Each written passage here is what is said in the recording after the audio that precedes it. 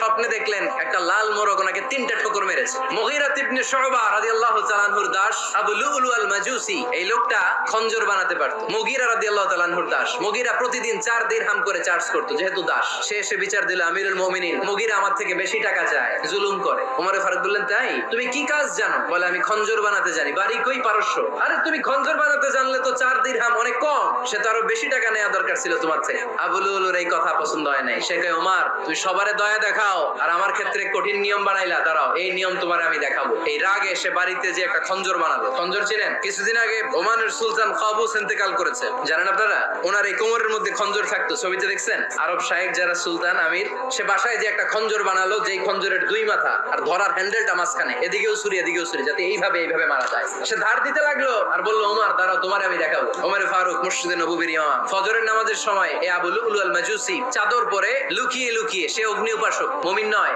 Omar ফারুককে attack করার জন্য গেলেন। তখন ওনারা অন্ধকারে নামাজ পড়তো। নামাজের সময় যখন হলো, লুকিয়ে লুকিয়ে প্রথম কাতারে ওমর ফারুকের পিছনে মুয়াজ্জিনের পাশেই দাঁড়ালেন, হাতে খঞ্জর। একামত হলো, ওমর ফারুক সালাত শুরু করলেন, ফজরের সালাত, আল্লাহু আকবার শুরু করলেন, সূরা ফাতিহা বললেন। আরেকটা সূরা যখন পড়তে যাবেন, in the mean time Abu Lulu এই খঞ্জর নিয়ে ওমর ফারুকের বুকের মধ্যে 3টা স্টেবিং করলেন। একটা মারলেন নাভির নিচে, মারার সাথে সাথে পাকস্থলী কেটে গেল। আরেকটা মারলেন পাজরে, পাজর ছিঁড়ে গেল। 3টা মারার পরে ওমর ফারুক বললেন, কাতালানি আল কালব, এক কুকুর আমাকে মেরে ফেলেছে। পেছন থেকে এক সাহাবীকে টান মেরে সামনের দিকে নিয়ে গেলেন, তুমি নামাজের ইমামতি করাও। আর ওমর ফারুককে বাকিরা ধরাধরি করে পেছনে নিতে আরম্ভ করলেন। আর এই আত্মাই আক্রমণ যে করেছে, সে কাতারের মাঝখান দিয়ে যেতে আরম্ভ করলো আর 2 দিকে ছুরি মারতে আরম্ভ করলো। 13 জন সাহাবীর গায়ে ছুরি মেরেছে, 7 জন সাহাবা স্পট ডেথ, জায়গায় মৃত্যু।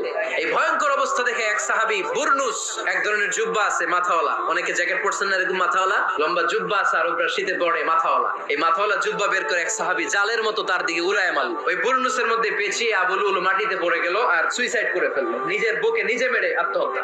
যেই সাহাবীকে ইমামতির জন্য দাঁড় করালেন, উনি ছোট্ট সূরা দিয়ে প্রথম রাকাতে সূরা আল কাউসার, দ্বিতীয় রাকাতে সূরাতুল ইখলাস দিয়ে নামাজ শেষ। ওমর ফারুক বেহুশ, সবাই কান্নাকাটি করতেছে, সবাই দেখতে গেলেন, এখন হুঁশ ফিরে না। মুখের মধ্যে, মুখ খুলে রাষ্ট্রের চিকিৎসক মুখের মধ্যে দুধ দিলেন, ওই নাভি দিয়ে দুধ বের হয়ে যায়। তারা বললো, ওনারে বাঁচানো সম্ভব না, দেখেন হুঁশ ফিরে কিনা। হুঁশ ফিরলে ওনার পরে কে আমির হবে, উনি যেন প্যানেল ঠিক করে দিয়ে যায়। সবাই তাকিয়েছে ওমর ফারুকের চোখের দিকে। আল্লাহর মেহেরবানিতে ঘন্টা খানিক পরে উনি চোখ খুললেন। চোখ খোলার পরেই বলেন নাই, ও মা আমি মরে যাই। চোখ খোলার পরে উনি বলেন নাই, কে মারলো আমারে। চোখ খোলার পরে উনি বলেন নাই, আমার পরে নেতা কে হবে। চোখ খোলার পরে সর্বপ্রথম কথাটি ছিল, আসল্লান নাস, আমার নেতৃত্বে যে ফজরের নামাজটা শুরু হয়েছিল, এটাকে ঠিকমতো তোরা পড়েছিলি?